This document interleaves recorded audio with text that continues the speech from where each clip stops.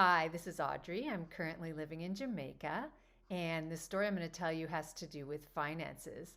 When I first went overseas 30 years ago, I was living in Addis Ababa, Ethiopia, and we were earning local currency, which was called Ethiopian birr.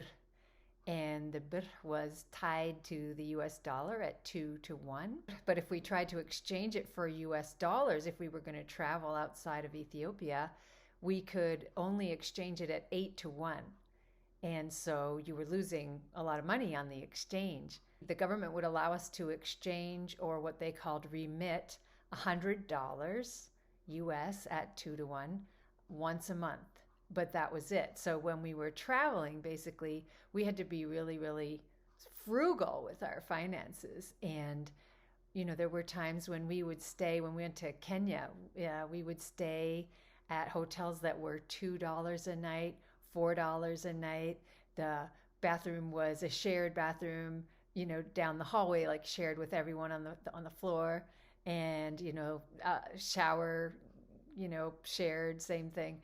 And one time we went on a trip to Egypt, and we stayed in a place called Pension Suisse, and it was so expensive. It was $14 for the night, and we were kind of stressed out. We couldn't stay in Egypt that long because it was so expensive for us, based on our $100 a month. And the $100 a month, the purpose of it was if you had debts back in your home country, if you had student loans or something like that you were paying off. So even to get that $100 a month, you had to file paperwork. And it was crazy times because we were really super well off within the country. We had stacks and stacks of birr in our house because we didn't really quite trust the banks. And so luckily we could buy our air tickets in birr, and so we could travel easily anywhere we wanted, but we just couldn't afford it once we got there. So